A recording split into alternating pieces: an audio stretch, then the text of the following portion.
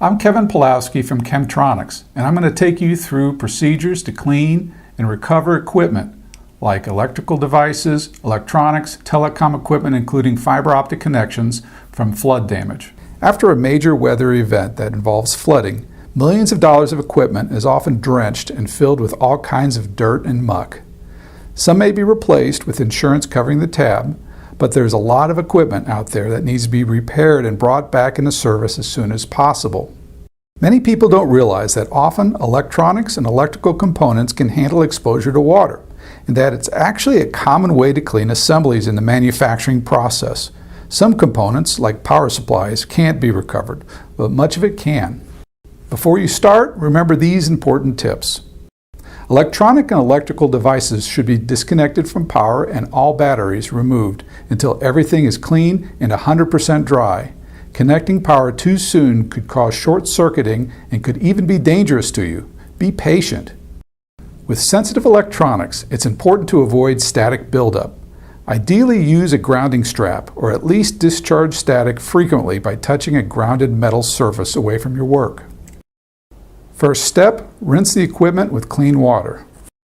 Electronics and electrical equipment should be flushed well with clean water to remove salt, sediment, and particulate matter. Disassemble the equipment to allow access to all interior parts and flush with water until the rinse water is clean. If possible, dip the equipment into a drum or a tank of clean water and agitate to dislodge trapped contaminants. After the equipment has been rinsed thoroughly, stand it on end and allow it to drain. If clean water is not available, flush assembly with FLUX-OFF water-soluble cleaner. To speed up the drying process, use ULTRAJET duster. The high pressure of the ULTRAJET duster performs as a portable compressor to effectively dry excess moisture and solvent. It's especially useful for getting water out of tight crevices, recesses, and from underneath components.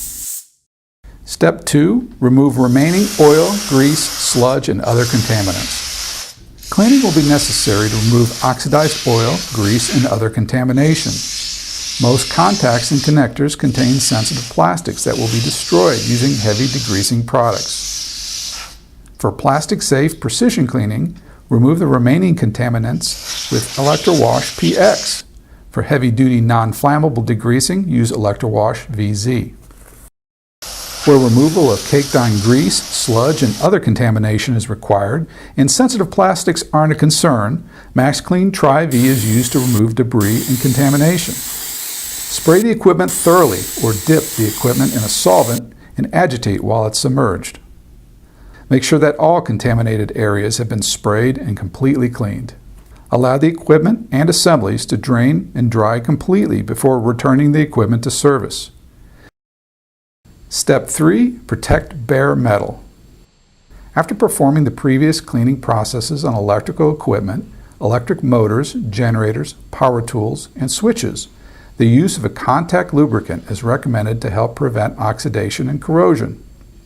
DPL, Deep Penetrating Lubricant, is a multi-purpose precision contact lubricant ideal for protecting the bare metal found in all electrical and electronic contacts, maximizing the contact integrity. Spraying low voltage contacts with DPL will clean and protect the contacts. Step 4. Apply conductive grease.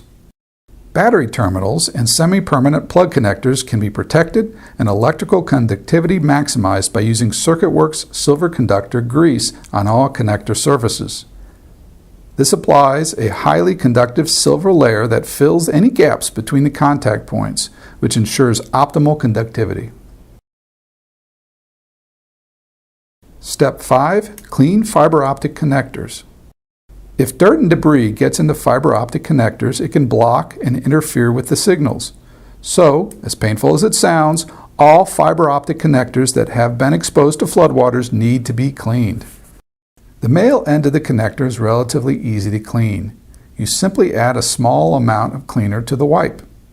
I'm using the FiberWash MX pen, which gives you real precise control of the solvent application, and QBE wipes.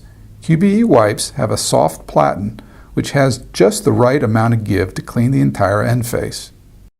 The same technique can be used with our clear connection tool by saturating the tool tip, attaching the adapter, inserting the ferrule and clicking the tool. The click advances the white material from wet to dry.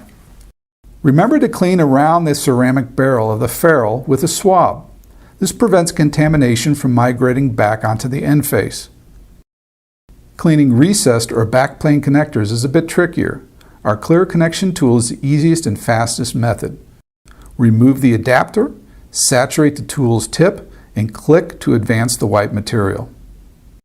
You'll also need to clean the alignment sleeves to prevent misalignment and recontamination of the end faces. Disconnect connectors from both ends. Lightly saturate the swab and push it through the alignment sleeve a few times.